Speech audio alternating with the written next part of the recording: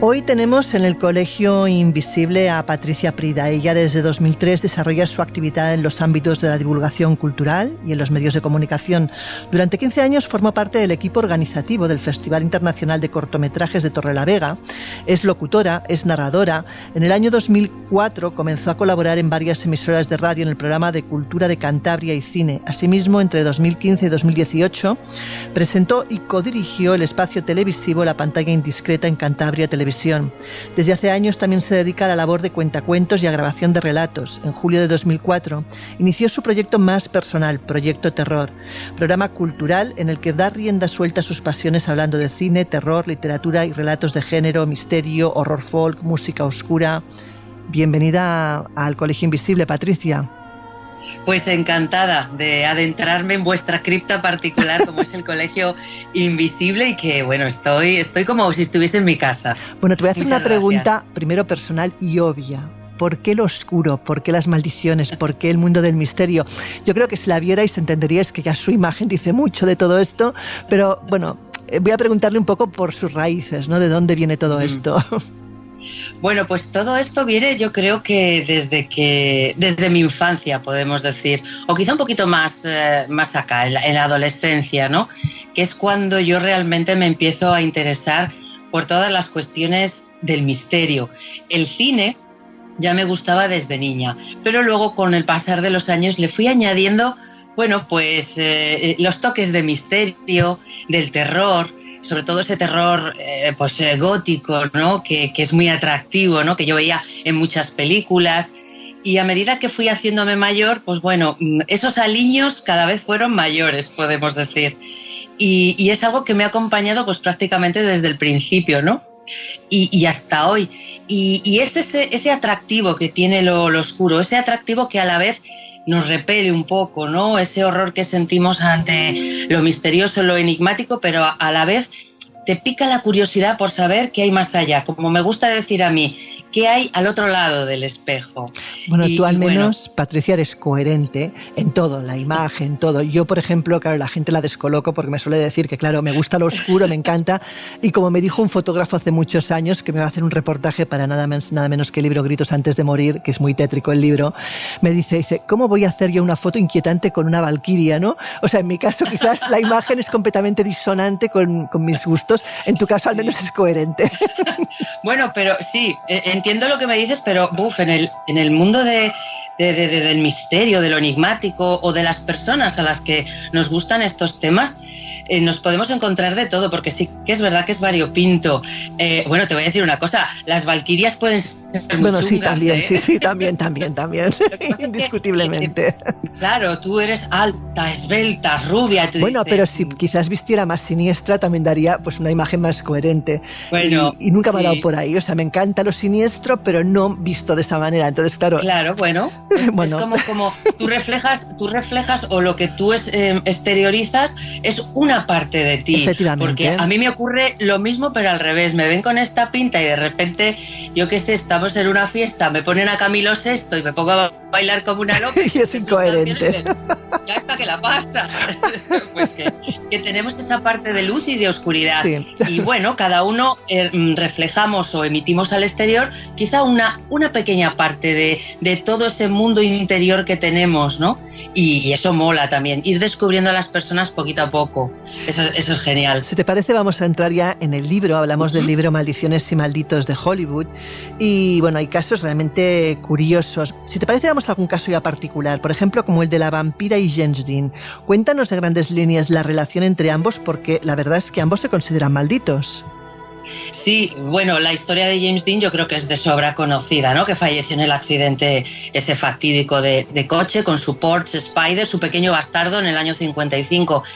Luego está ese otro lado igual más oscuro que tenía James Dean, porque parece ser que se interesaba por ciertos aspectos de la vida del hombre en donde el misterio estaba involucrado, los enigmas o el misterio de la vida en sí. Y conoció a esta mujer, Vampira. Vampira era su nombre artístico, era un personaje que ella desarrollaba en la televisión estadounidense, aunque en realidad ella se llamaba Maila Nurmi. Pues aquí tienes, mira, a una rubia finlandesa que cambiaba totalmente de aspecto a una morena de cintura de avispa, uñas larguísimas y toda ella vestida de negro para realizar su show. Y mantuvieron una relación, no se sabe muy bien de qué tipo, si amorosa o platónica, una sencilla amistad, pero parece ser que les unieron varios temas de estos que tanto nos gustan a nosotros. Y lo que ocurre es que cuando James Dean estaba ya ascendiendo un poquito en su carrera, poco a poco se fue distanciando de Vampira. Él falleció y ella, que llegó a ser octogenaria, siempre mantuvo cierta ambigüedad, y yo creo que lo hacía a propósito, ¿no? Cada vez que la preguntaban acerca de su relación con James Dean. Eso sí, siempre defendió mucho a este chico y siempre mostró un gran cariño por él. Pero el tipo de relación, lo que encontré siempre ha quedado ahí como eso, en plan etéreo, ¿no? Sobre el velo. Y ella, bueno, pues llegó a hablar incluso de que tras la muerte de él quiso contactarle, tener algún tipo de relación en el más allá. Y ella nunca lo aclaró del todo, ¿sabes? Y fue una relación un poco curiosa que mucha gente, claro, no asocia a este personaje, el de Vampira o Maila Nurmi, con el de James Dean, ¿no? Pero fue un caso realmente interesante que a mí me llamó mucho la atención cuando estuve investigando. Claro, otro de los grandes personajes del cine, cuya muerte también fue sumamente trágica, es Natalie Wood. Natalie Wood también tiene detrás ella todo un halo de fascinante también, de como de maldición, de persona maldita. Cuéntanos un poco su historia, porque también me parece que es increíble. Bueno, ahí tenemos a Natalie Wood, que, gran estrella, comenzó como actriz infantil, un gran encanto, la cámara la adoraba, la verdad. La tenemos como estrella de West Side Story, Centauros del Desierto, en fin, una gran estrella, grande, que llegó un momento en su vida que decidió apartarse un poquito para criar a su familia. Nos acordamos, yo era muy pequeña, pero ojo, yo recuerdo que los medios de comunicación salía constantemente la noticia, la muerte de Natalie Wood, que se había ahogado, una mujer que tenía miedo al agua, que apenas sabía nadar. Y es un caso que todavía permanece abierto hoy, después de tantos años, de 40, 41, 42 años, porque no se resolvió del todo. En un principio las autoridades sí que vieron en la muerte de esta gran estrella del cine, que estaba preparando un poco su regreso a la gran pantalla, vieron que, fue un accidente. Pero luego pasaron unos años y un nuevo equipo de investigadores reabrió el caso porque consideró que ahí había piezas que faltaban o que partes de esta investigación cojeaban. Y es una investigación que continúa abierta. Su marido, Robert Wagner, que tuvieron ambos un matrimonio, dos, porque se casaron dos veces, muy apasionado, pero también muy tóxico. Muy controvertido, ¿no? Pues su marido, Robert Wagner, que hoy ya es un señor, es un anciano, sigue siendo no sospechoso, pero sí una persona, de especial atención. Están detrás de él todavía, pero él ya ha llegado a un punto que debido a su edad y su familia se ha cerrado en banda y se justifican diciendo que ellos ya dijeron en varias ocasiones todo lo que tenían que decir y que ya está. Y entiendo que a medida que pase el tiempo, más misterio se va a echar encima de este caso, porque claro, pruebas, pistas y protagonistas, ¿no? Testigos de este hecho, claro, van falleciendo, el tiempo pasa para todos. Pero sí que es verdad que se creó una gran controversia y desde luego que los periódicos estadounidenses, sobre todo los de la época y unos años posteriores, hay una información y hay artículos por doquier, porque fue un caso que impactó muchísimo. Además siendo ella quien era y muriendo tan joven, porque yo creo que tenía 40, 41 años. Era muy joven, sí. Otro de los casos que a mí me pone, en este caso, los pelos como escarpias, porque además, desgraciadamente, y digo desgraciadamente porque tampoco me parece lo más normal, siguen estando las imágenes en la red. Hablamos del accidente que pasó en Los límites de la realidad, que actualmente, que actualmente esa serie ha cambiado varias veces de nombre, pero la primera versión fue esa, Los límites de la realidad. ¿Y qué pasó exactamente? Cuéntanos la historia, porque la verdad es que te digo que es realmente espeluznante. Sí, la verdad es que sí. Esta serie era muy famosa en Estados Unidos. The Twin Link Zone. Exacto, The Twin Link Zone se llamaba en inglés. Sí. Y llegados los años 80, la cultura del videoclub y los grandes realizadores de la época, ¿no? Pues como Joe Dante, Steven Spielberg, en fin, todos estos directores que a los de una generación nos ha marcado mucho como eso, como cultura del videoclub y que nos han dejado títulos maravillosos. Bueno, pues un puñado de ellos decidieron hacer una película a modo de homenaje de esta serie. Y lo que hicieron fue 4 realizadores hacían como 4 historias que se juntaban en esta película. Bueno, pues John Landis, el director de Un hombre lobo americano en Londres, pues decidió hacer su episodio. Y durante el rodaje de ese episodio, en donde el protagonista era Vic Morrow, el padre de la actriz Jennifer Jason Leigh, interpretaba a un hombre que viajaba en el tiempo.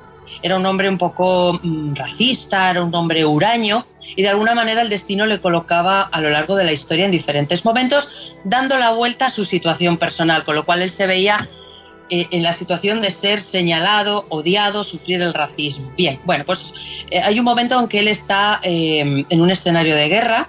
Sí, Vietnam, si no me equivoco. En Vietnam. Sí. Y tiene que rodar una escena con 2 niños y aquí viene, claro, lo realmente estremecedor, porque si un accidente en donde hay víctimas mortales pues estremece, claro, ya si hay niños ya pone los pelos de punta. Además creo recordar que encima los niños estaban totalmente ilegales, o sea que no habían hecho ningún papel, nada, los cogieron de la gente, de la población local, todo como muy sórdido. Sí, sí. La verdad es que aquí, a partir de este caso, se cambió cierta legislación en Estados Unidos. Fue un hecho que, bueno, copó portadas y llamó muchísimo la atención de los medios de comunicación. La cuestión es que llegó un día de rodaje y Vic Morrow tenía que coger a los 2 niños, ¿no?, entre sus brazos y avanzar pues andando por el agua. Y sobre ellos sobrevolaba un helicóptero, digamos, amenazante, ¿no?, porque se veía en una situación, un escenario de guerra. Desgraciadamente, el helicóptero pues tuvo un fallo y cayó sobre los 3, sobre Vic Morrow y los 2 niños, un niño y una niña, que fallecieron en el acto de una manera horrorosa y que, bueno, a partir de ahí... Y también lo hizo el actor.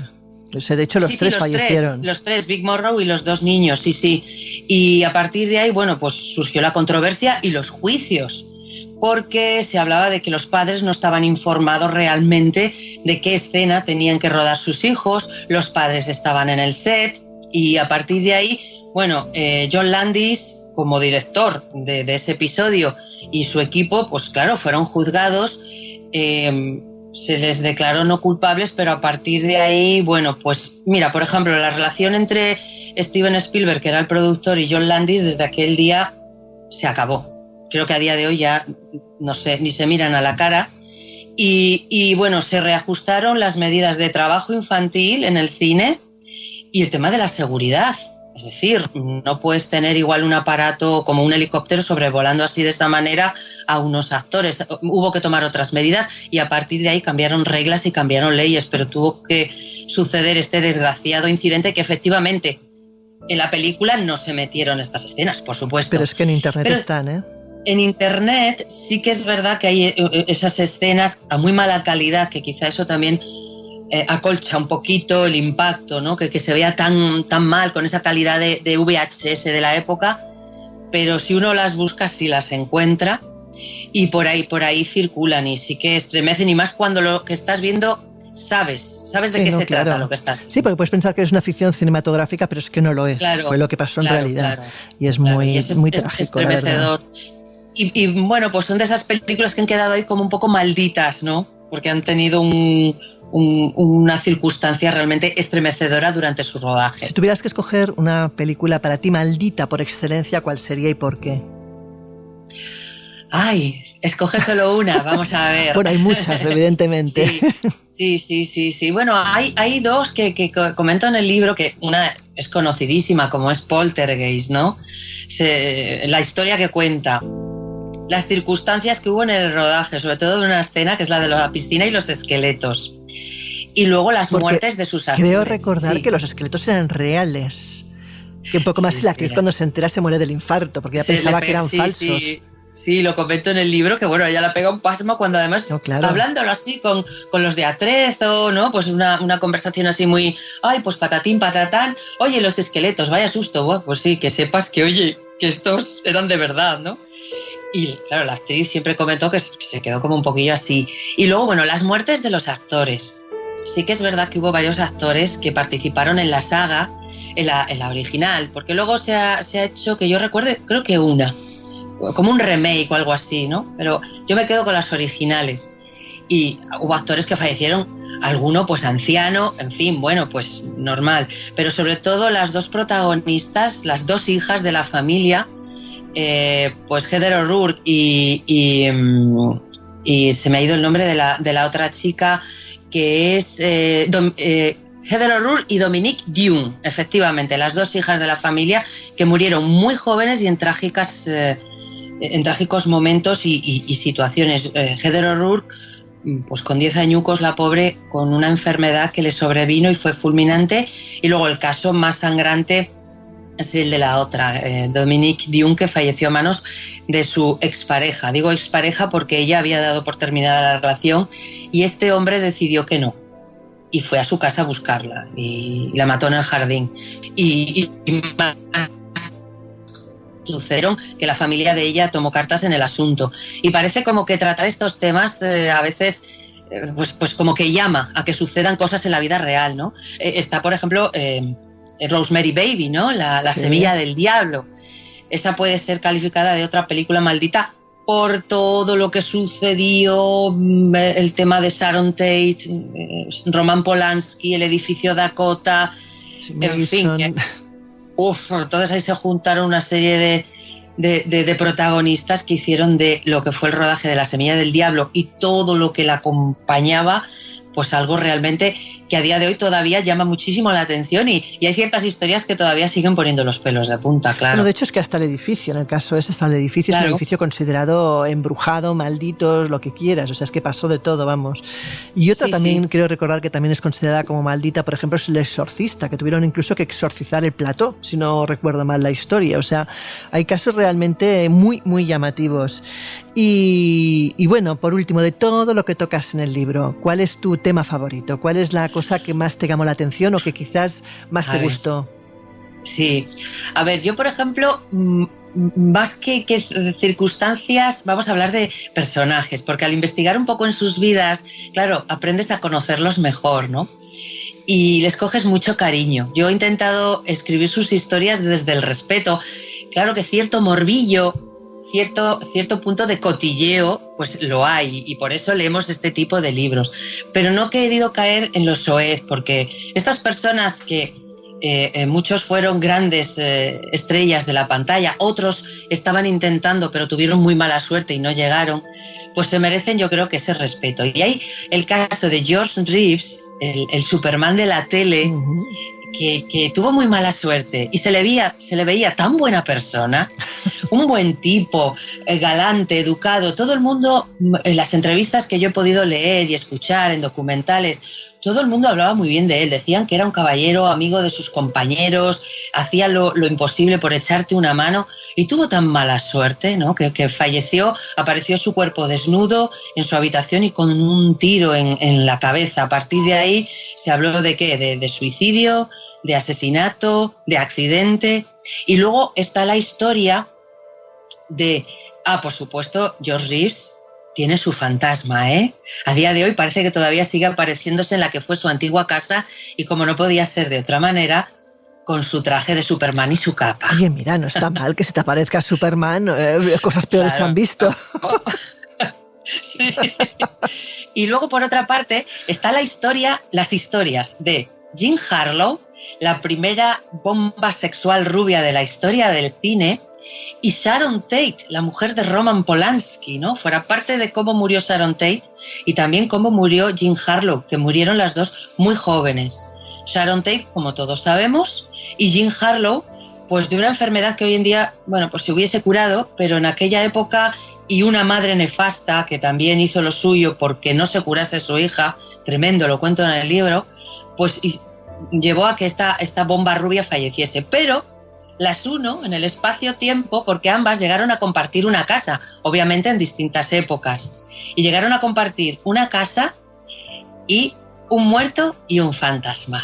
Está bien, entonces es una historia súper chula, y veo que estas dos rubias grandes del cine porque estaban ahí. Jean Harlow se había convertido en una estrella, Sharon Tate creo que estaba a punto de conseguirlo, pues están unidas de alguna manera. Y es una historia que me gustó muchísimo. Pues oye, yo invito a los oyentes a que compren el libro, se llama, repito, Maldiciones del cine, y es un libro de nuestra queridísima Patricia Prida. Y nada, y oye, es un placer hablar contigo, espero volverte a tener tarde o temprano aquí en el colegio, sobre todo cuando saques otro libro, y un placer hablar contigo, la verdad. Pues lo mismo te digo, Laura, muchísimas gracias, también para mí ha sido un placer y bueno, yo siempre que queráis, pues para hablar de estos temas encantadísima que me apasionan. Así que te mando un beso enorme a ti y a todos los que estáis ahí y a todos los oyentes que están al otro lado. Un abrazo. Efectivamente, un abrazo.